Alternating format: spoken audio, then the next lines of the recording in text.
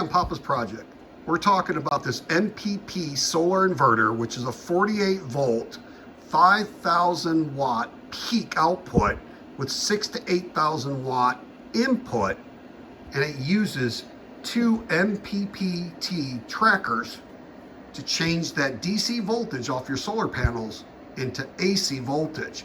This is a split phase unit. When you wire this up, you can wire it where you can put out 120 volt AC or 220 volt AC at the same time.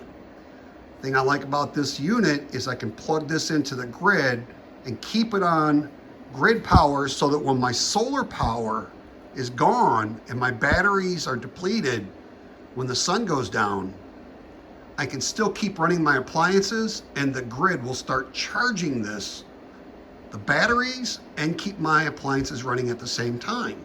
But it never feeds into the grid. It only will use grid power to charge the batteries and continue to run your appliances while there is no sun. In the morning when the sun comes up and it's charged the batteries up enough, it'll switch off the grid and completely run on your solar all day long while there's sunshine. This thing is a very reliable unit. I've had no problems with this whatsoever, but you do need to have this hooked up to at least 4 12 volt batteries hooked up in series for 48 volts. It will not work without batteries. This thing can run about 4 12,000 BTU 120 volt mini splits in the summertime during the peak heat when it's 115 degrees outside with no problem.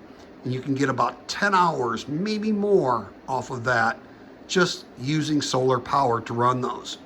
Sun goes down, switch over and turn your main air conditioners on, and you'll save a ton of money using these off-grid inverters to run mini splits. Mini splits are not bad. They're only about $550, $650 off of eBay.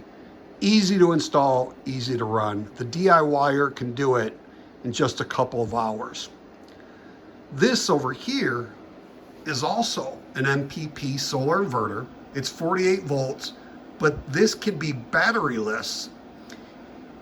Problem with this when you run it batteryless is if you have some clouds come over and you don't have enough panels going to feed whatever you're running your appliances, it will shut down. If you have it hooked up to 4 batteries in series, a 48 volt bank, then it'll keep running it when it's a little cloudy for a few minutes. This thing is UL listed, so you can use this off-grid or on-grid. If you use it on-grid, you would have to pull permits and have the proper due diligence and everything that you would have to do to hook this up to your house.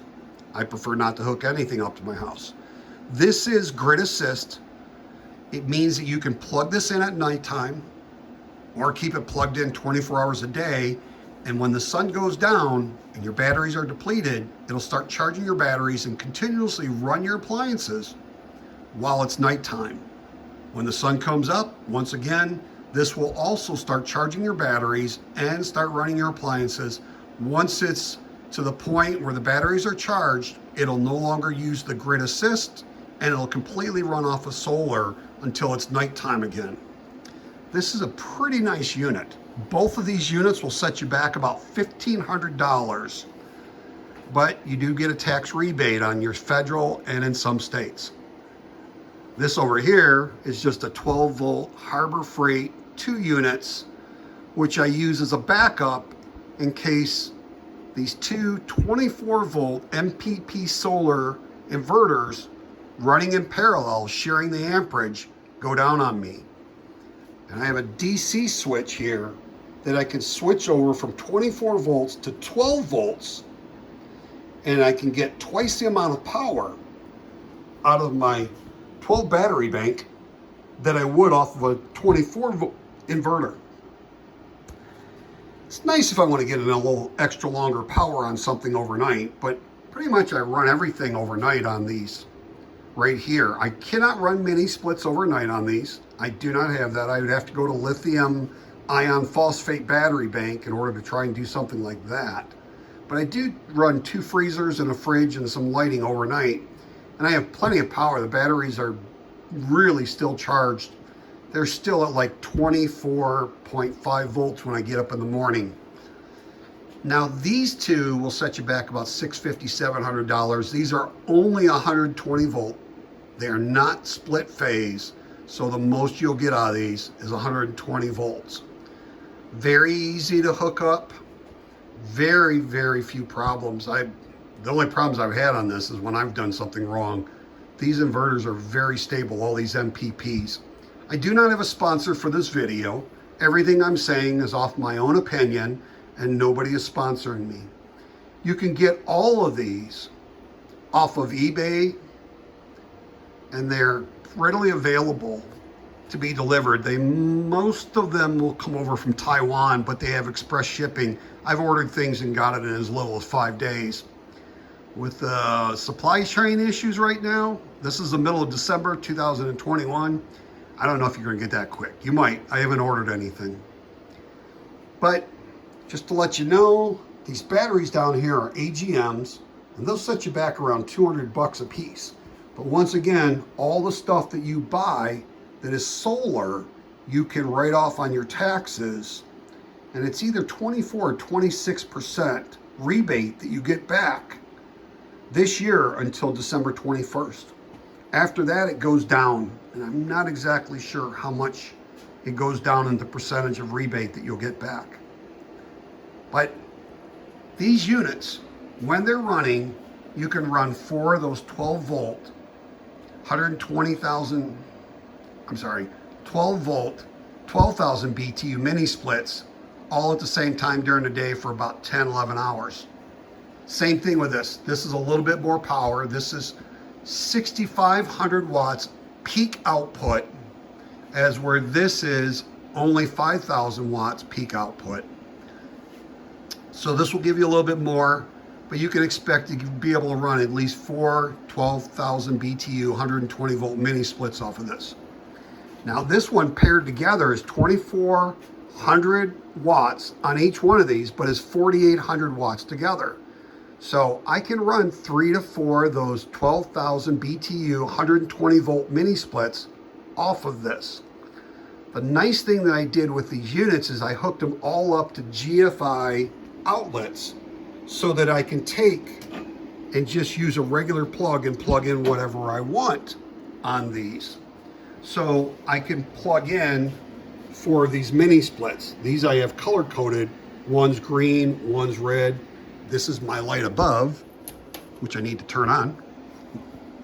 So, but I put GFI so that I'll pop the breaker on the GFI and not hurt my inverter or my mini split. And I also have breakers hooked up going from my battery bank to my inverter so that I don't hurt that. This was pretty easy to set all this stuff up. When I first started, I started out with these. They're 12 volt inverters. And I started out with this little charge controller that can only run 2 250 watt solar panels. They're polys that I have. And I was able to hook up 4 of these running to my battery bank that I had 6 12 volt batteries in parallel so that I would have 600 amp hours. And I was able to run these things. These things are quite loud once you put a load on them and get going. As where these, you can barely hear, and it's easy to talk to somebody in a room, but when these things are firing up, you got 1 or 2 of those going, those are 2,000 watt inverters. If I had both of those going, it would be hard to even hear me on this video. But with these things, and these 2 over here, they're very, very quiet when they get up to about 4,000 or 5,000 watts of power being used.